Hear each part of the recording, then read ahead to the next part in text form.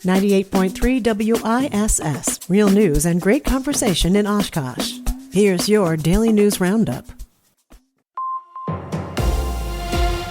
With Civic Media News, I'm Terry Miller. The statewide debate over online sports betting is now in Governor Tony Evers' hands. Over the weekend on WISN 12's Upfront program, Potawatomi Casino and Hotel CEO Dominic Ortiz urged the governor to sign the online betting bill, saying tribes should be allowed to operate mobile betting, calling it a chance to keep gaming revenue in Wisconsin. Ortiz says Potawatomi is ready to launch once the bill is signed. The measure cleared both houses with bipartisan votes, but Evers says he's still listening to concerns from tribes that haven't endorsed the plan. 8 of the 11 Wisconsin tribes have voiced support through a joint letter if it does get passed. A lawsuit is likely waiting.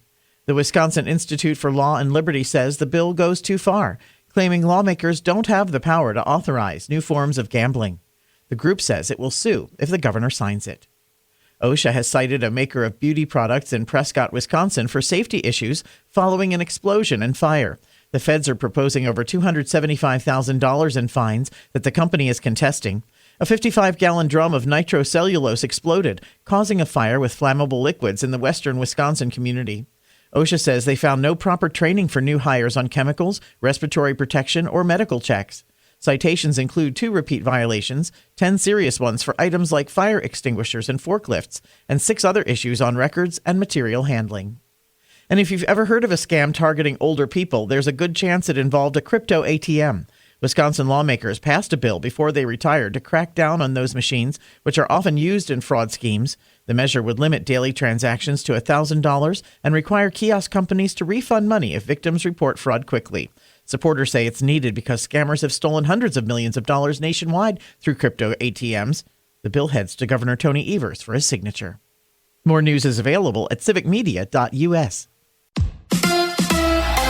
It's the Brewers in the Rays tonight. Hi, I'm Mike Clemens with Sports Baseball. Game 2 of the series against Tampa Bay in Milwaukee. The Brewers losing 3-2 last night. Closer Trevor McGill giving up the go-ahead run in the 9th. The game starting out with the Brewers' new lefty, Kyle Harrison, surrendering a home run to the Rays' leadoff batter, Yandy Diaz. Harrison after the loss. Good to get the first one out of the way. Obviously didn't start off how I wanted. Didn't execute a changeup, but felt like I bounced back pretty good and, got to 5, ideally 6, but, worked a little too hard in those first couple innings. Brewers' Pat Murphy. Yeah, I thought he threw the ball well, and for his first outing with us, he threw the ball really well and responded really well, especially after the first 2 innings. The team picked up an outfielder, Luis Matos, in a trade with the Giants for cash. Women's college basketball, Wisconsin season comes to an end after losing to Columbia 67-50 in the WIBA tournament. The Bucks host the Dallas Mavericks tonight at Fiserv Forum.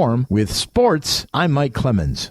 Mostly cloudy today with scattered showers, maybe an isolated thunder shower later today with a high in the upper 40s to near 50 this afternoon. Tonight, mostly cloudy. We're going to drop into the upper 20s tomorrow, partly to mostly cloudy with a high right around 40. I'm meteorologist Sean Cable.